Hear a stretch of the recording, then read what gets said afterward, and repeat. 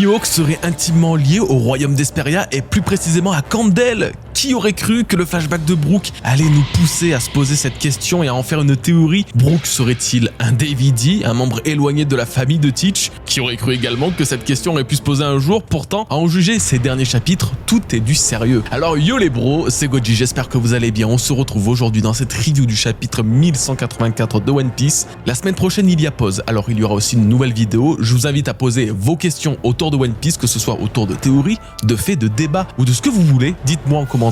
J'en sélectionnerai plusieurs pour faire une grosse vidéo que j'écrirai durant cette pause. Je vous remercie les bros. Maintenant, vous lâchez votre petit like pour me soutenir si vous le souhaitez, ça me ferait extrêmement plaisir. Et avant de commencer, résumons ce chapitre comme il se doit, voulez-vous? Nous avons une continuité dans le flashback. 7 ans se sont écoulés et Gunko est désormais apte à manier l'épée et à se défendre face à la horde de prétendants princiers qui lui courent après. Brook, quant à lui, nous offre un contexte sur sa vie passée dans lequel nous le découvrons comme nous ne l'avons jamais vu. Il vivait dans une décharge du royaume d'Hesperia, bien que passionné par la musique et véritable génie dans ce domaine, il n'avait ni assez pour se payer un instrument, ni même pour manger. La joie ne l'a cependant jamais quitté. Le roi Louvain, alors jeune prince de 21 ans, le rencontrera et fera preuve d'une incroyable humanité, liant leurs destins respectifs. Alors que Brook se fera capturer et passer à tabac par la marine sur un malentendu sur fond de trafic alimentaire de poudre, Louvain et le capitaine de sa garde royale Candle sauveront le jeune prodige et le recueilleront au palais d'Hesperia, là où il grandira sans jamais avoir à se soucier à nouveau des difficultés financières. Ce chapitre se conclut avec un flashback dans un flashback, peut-être pas la meilleure d'idées dans le contexte actuel, etc. Mais écoute,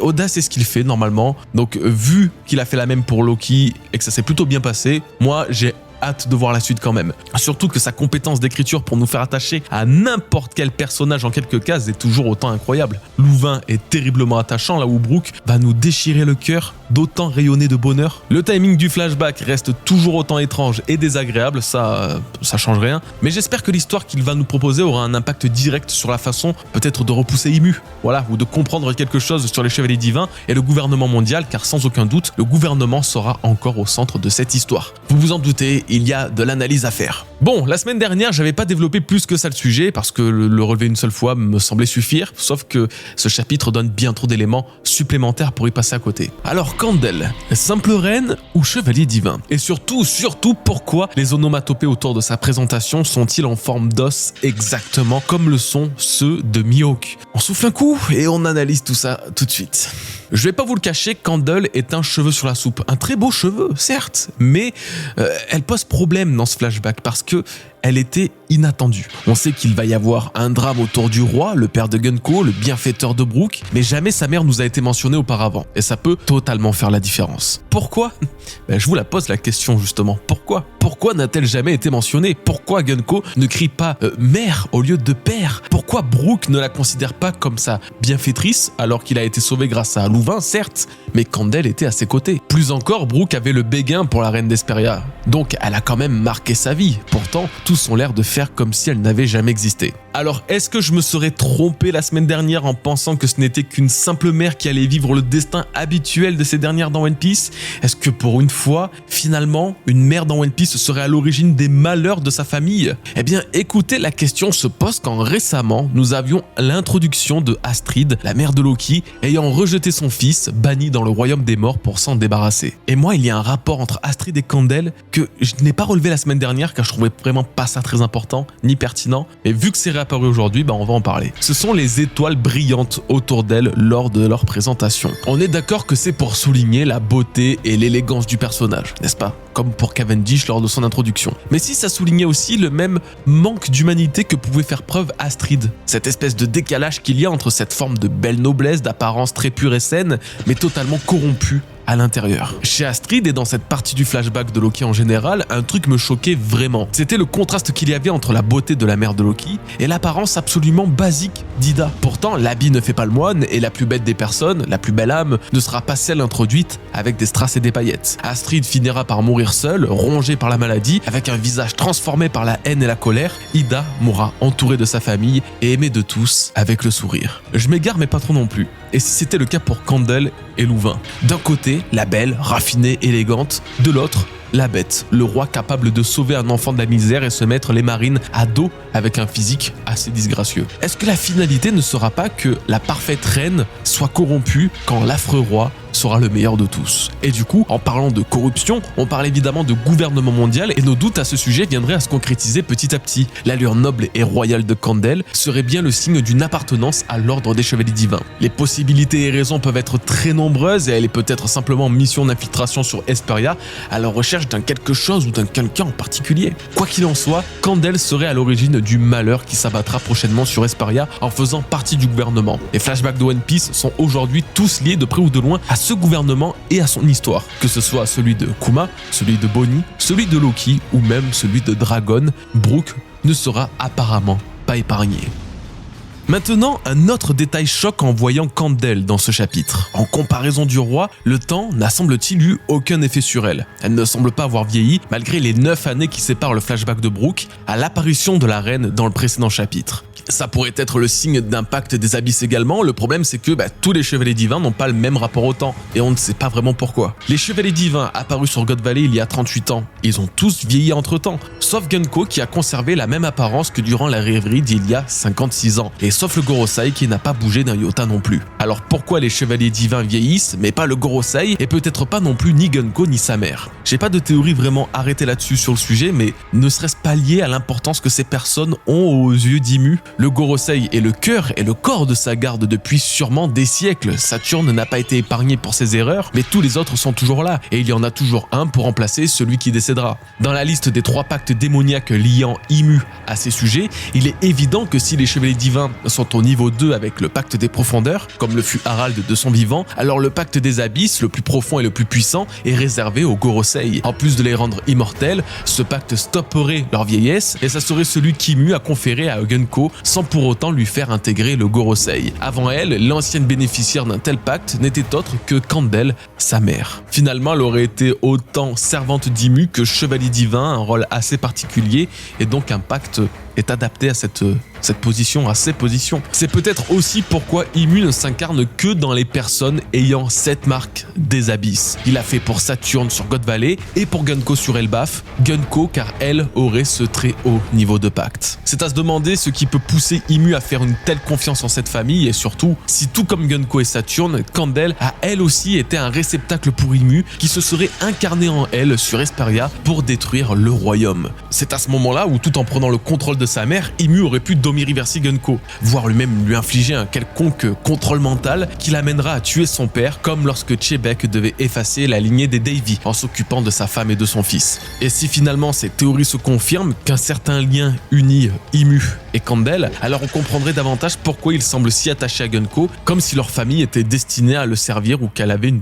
particularité pour le faire. Argument supplémentaire à cette idée, Gunko signifie littéralement enfant de l'armée. Son identité passée a été effacée, ainsi que sa mémoire pour faire d'elle un soldat qui obéira à Imu au doigt et à l'œil jusqu'à ce que ses anciens sentiments refassent surface. Bon, vous aurez compris, il y a beaucoup de zones d'ombre que ce flashback va nous éclairer, c'est évident. En tout cas, effectivement, il y a des chances pour que Candel ne soit pas la mère parfaite à laquelle on est habitué. Et surtout que dans ce bon gros monticule de mystère introduit en l'espèce de 2 chapitres, une nouvelle couche vient s'en rajouter, une sacrée couche même.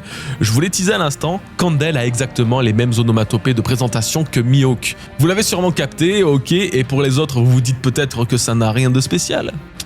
Non les bros. Vous savez pourquoi? Car dans les dizaines de milliers de pages de One Piece, dans le millier de chapitres et la centaine de tomes, jamais ces onomatopées n'ont été utilisées pour quelqu'un d'autre que Mihawk. Ou alors j'en ai très honnêtement pas le souvenir et je suis passé à côté. Pour quelle raison Eiichiro Oda a donc répété ce style graphique précisément pour Candel? Est-ce une erreur ou est-ce un foreshadow, un indice pour le futur? Eh bien plus ça va et moins nous allons parvenir à dissocier Mihawk des chevaliers divins. Il est donc temps de parler de lui. C'est quoi les chevaliers divins? Des hommes, des femmes qui viennent d'Onsezu, un peu du gouvernement mondial, un peu des autres pays non liés au gouvernement. En tout cas, pas besoin de sang de Tenryubito pour en faire partie, comme en témoigne Harald ayant rejoint leur rang. Ces gens ont aussi un code visuel très reconnaissable, une esthétique très chevalière comme leur nom l'indique. C'est vraiment le stéréotype de l'ordre divin divin par excellence, tout comme Cavendish d'ailleurs. Mais il y en a un autre qui a cette forme de noblesse, et plutôt une noblesse déchue ou refoulée. Cet homme, c'est Dracul Mihawk, le plus grand épéiste du monde. Mystérieux, solitaire, allure de D'Artagnan, symbole religieux avec sa croix, et comble de tout ça, pour bien appuyer l'aspect impérial du monsieur, et comme l'avait très justement relevé Nina dans ses théories passées, Mihawk arbore sur sa tenue le symbole du chrysanthème, qui est au Japon l'emblème impérial. Rien que ça. Est-ce que tous ces points sont juste des effets de mode pour faire de lui un pirate un petit peu plus stylé et atypique, ou est-ce intimement relié à ses origines? Eh bien, parlons-en de ses origines, parce que Mihawk, enfant, avait un goût certain pour le combat au sabre. Ça a pas bougé. Par contre, la noblesse, elle était bien loin. Vêtements déchirés, peau sale, ensanglantée. Il y a peu de chances que ce soit une tenue de chevalier divin. Donc avec une quasi-certitude, j'ai envie de dire, enfant, Mihawk n'a probablement pas grandi sur Marie-Joise. Par contre, il aurait pu être abandonné et se forger ensuite une réputation de par son propre talent. Alors on y vient, quel foutu lien avec Kandel? Eh bien écoutez, ce sont tous les deux épéistes d'exception, deux personnes raffinées. Gunko, la fille de Kandel, a des yeux vairons rouges et bleus, quand Mihawk a des yeux à cercles concentriques jaune-orangé. Ah bah c'est le résultat du mélange du bleu et du rouge. Bizarre le hasard. De plus, et outre leurs deux onomatopées totalement similaires, devinez quoi? Quel est le seul bateau au monde designé avec deux bougies sur le côté? Celui de Mihawk. Et que peut signifier le nom de Kandel après l'avoir traduit en français? Bougie. Waouh. Bon. Là, j'avoue, ça sonne théorie du complot un petit peu forcé là. C'est honnêtement pas les arguments qu'on va retenir de cette théorie. Par contre, ce qu'on peut en déduire, c'est que l'espèce d'immortalité de Kandel lui aurait permis peut-être de donner naissance à Mihawk, et ce, quel que soit son âge. Car ce flashback remontant à 70 ans, Kandel devait en avoir déjà facilement 30, voire même plus. Or, Mihawk ne naîtra que 27 ans plus tard. Kandel serait alors âgé de pas loin de 60 ans, pas terrible pour avoir des enfants, sauf si tu vieillis pas. Finalement, cette théorie, bien qu'intéressante et intrigante sur le papier, s'essouffle assez vite tant on ne sait à la fois rien de Kandel ou de Mihawk pour tisser des liens entre eux. Le coup de l'onomatopée est définitivement beaucoup trop étrange, mais est-ce suffisant pour créer un lien entre les deux? Je vous laisse en juger. Par contre, et ça c'est typiquement le genre de référence que j'adore, et qui ne doit pas être ignoré en plus de ça. Si Mihawk est bien le fils de Kandel et donc le frère ou demi-frère de Gunko, alors sur Elbaf, au chapitre 1134, ce ne sont pas seulement les leaders des chevaliers divins et la servante d'Imu qui ont débarqué ensemble pour récupérer Loki dans leur rang. Ce sont les frères et sœurs de Mihawk et Shanks, deux personnages liés depuis le tout début du manga de par leur rivalité. Là vous voyez, j'aime beaucoup ce point de vue. Je conclurai en disant que Mihawk, en tant que personnage relativement important de One Piece, puisque lié au rêve d'un Mugiwara, et également connu comme étant le plus grand épéiste du monde, aura un flashback à la hauteur de son importance. C'est certain. La règle des flashbacks est désormais très simple. Tout personnage important avec zéro information à leur sujet, zéro flashback de leur origine ou enfance, seront irrémédiablement associés au gouvernement mondial, et Mihawk risque de ne pas changer ce fait. Maintenant on en vient à une deuxième théorie, une théorie que vous n'avez sûrement pas pu esquiver tant chaque page de ce chapitre nous y rapporte d'une façon ou d'une autre. Brook est-il un Davidi? Pardon, mais Brook enfant, c'est pas le copier-coller de Teach enfant. C'est littéralement Teach enfant. La dégaine est absolument la même. On dit que toutes les femmes se ressemblent dans One Piece. Bah putain, aucune ne se ressemble autant que Brook et Teach dans leur enfance. Du coup, ça fait écho aux questions du dernier chapitre. Mais Louvain, c'est un Davy lui aussi, vu à quel point il ressemble à Teach, à Chebek. Alors je veux bien entendre qu'il y ait un sujet à discussion, mais du coup il y a aussi un problème. Comment c'est possible? Déjà, les Davy sont apparemment sur God Valley à cette époque-là et se cachent du reste du monde. Imaginez que l'un d'eux soit devenu roi d'un royaume aussi important qu'Esperia. Ouais. Mais par contre, il faut le noter, ils étaient sur la même mer, West Blue. God Valley et Esperia étaient sur West Blue. Donc c'est un argument à prendre en compte. Ensuite, on fait le rapport entre Brook et Louvain, comme quoi ça serait tous les deux des Davy, mais il va falloir choisir, car comme je vous l'expliquais, la semaine dernière et comme c'est confirmé aujourd'hui, ils ne sont pas liés par le sang. Louvain est le bienfaiteur de Brook. C'était annoncé depuis une dizaine de chapitres et ils ne sont effectivement pas du tout de la même famille. Donc, qui est le Davy dans cette histoire, sachant que ce sont deux étrangers? Brook, ok, il ressemble à Teach enfant, mais en grandissant, les traits se sont estompés. Louvain, admettons, car c'est celui qui y ressemble le plus une fois adulte. Mais vient là le plus gros défaut de cette théorie. Comment Imu a pu tolérer en tant que servante une femme portant le nom et le sang des Davy en eux? Donc Gunko, quand il voulait précisément que cette famille soit effacée de l'histoire de God Valley. Et puis même globalement, qu'est-ce que ça va raconter à l'histoire qu'il existe des cousins éloignés à Barbe Noire? L'introduction de la famille Davy était parfaite pour expliquer les origines de Jones, Chebek et Teach, Bleach, 3 pirates majeurs dans l'histoire de One Piece, mais au niveau du flashback là dans lequel nous sommes, et même dans le futur, j'ai du mal à comprendre l'intérêt, l'apport scénaristique, mais à ça je le redis, c'est peut-être simplement à cause de la courte existence du flashback, et avec peut-être plus de contexte, plus d'informations, ça ira beaucoup mieux. Donc le sujet est simple, mais la finalité assez difficile à établir. D'un côté, il y a des arguments absolument fous, surtout physiquement, mais de l'autre, aucune explication, voire justification pour que la famille Davy prenne une place aussi grande d'un coup. Et surtout, comment Imu pourrait ne pas savoir pour Gunko, ça paraît irréaliste. Enfin, si vous avez d'autres arguments ou quoi, n'hésitez pas, mais j'avoue avoir le cul entre deux chaises, comme on dit. Par contre, en parlant des Davy et donc de Chebek, il est quand même bien possible que son histoire se mêle à ce flashback d'une certaine manière, et vous allez comprendre pourquoi. C'est dans la reaction live de Nina du chapitre précédent, le 1183, qu'on a capté un petit détail dans le flashback de Brook, un truc qui pourrait changer radicalement le cours de l'histoire et qui est totalement raccord avec le dernier flashback d'Elbaf, celui introduisant la légende qui est Brooks dit Chebek. Je vais tout vous expliquer, soyez juste très attentifs, même si c'est pas forcément difficile à comprendre. Le flashback de Brook prend part il y a 70 ans. Jusque-là, nous sommes d'accord. À cette époque, Brook en avait donc seulement 20. Nous savons aussi qu'il ne prendra la mer que plus de 18 ans plus tard, à l'âge de 38 ans. C'est l'âge de son début de flashback en tant qu'humain. Ce qui est important de noter, c'est que Brook semblait avoir rejoint l'équipage des Rumbar, ou que du moins, l'équipage des Rumbar s'est formé plutôt récemment à ce moment-là, car il ne faisait que naviguer sur West Blue, leur mer natale, et qu'il n'avait pas encore rejoint Grand Line. Ça pourrait bien sûr être un choix de leur part de rester un petit peu longtemps sur leur mer, sur West Blue, etc. Ou alors ils ont juste fait comme les Mugiwara, ils voulaient se rendre sur Grand Line, mais ils ont mis un certain temps à le faire à cause de péripéties. Bref, à ce moment-là, dans cette chronologie se situant entre les 20 ans et 38 ans de Brook, donc entre 70 et 52 ans plus tôt, le monde s'est vu être chamboulé par beaucoup d'événements, notamment provoqués par Rox dit Chebek. La plus ancienne des frasques de Chebek connues à ce jour est l'attaque sur la Terre Sainte de Marie-Joise, avec l'emblématique menace d'Imu en personne dans sa chambre fleurie. Quel moment les amis.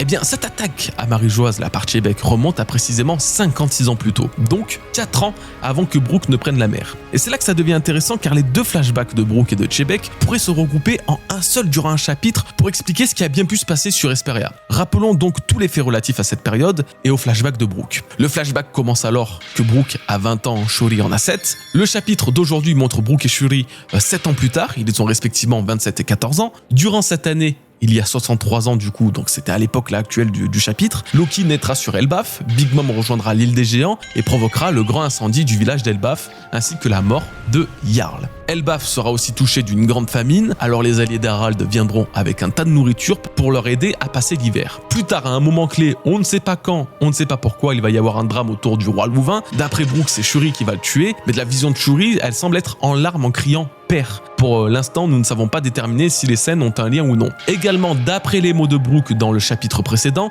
sa route quittera celle de Shuri, qu'il verra donc une dernière fois lors de son départ pour la Terre Sainte. Esperia finira par être détruit, effacé, ou en tout cas elle disparaîtra. Shuri sera quant à elle présente aux côtés d'Imu en tant que servante alors qu'elle sera âgée de 21 ans. Nous avons l'information de cette date que par un petit simple calcul. Si Shuri avait donc 7 ans il y a 70 ans, alors elle en avait 21 il y a 56. Ok. À cette période, Harald a infiltré la rêverie qui se tenait grâce à l'aide d'un mystérieux ami roi qu'il avait. Malheureusement, il se fera attaquer pour effraction. Et au même moment, t'as Chebek qui a rencontré Imu, qui a combattu et tué un amiral et kidnappé 5 rois qui seront vraisemblablement restés sur Marie-Joise puisqu'il quittera la Terre Sainte aux côtés d'Harald sans rien de plus. Donc, ce sont globalement les principaux points à prendre en compte dans ce flashback. On peut aussi noter qu'après la rêverie, Chebek interceptera un immense tribut en destination de Marie-Joise et rassemblera son équipage à coups de Davy Backfight. Alors, tout ça n'aura pas servi à rien. Rassurez-vous, car maintenant que nous avons tous ces éléments en tête, passons au vif du sujet, ce que tout ça peut impliquer dans le flashback de Brook. Attention, il va y avoir plusieurs scénarios, plusieurs possibilités. Le premier scénario, Louvain fait partie des 5 rois ayant été capturés par Chebek durant la rêverie. Ce qui est intéressant dans ce scénario,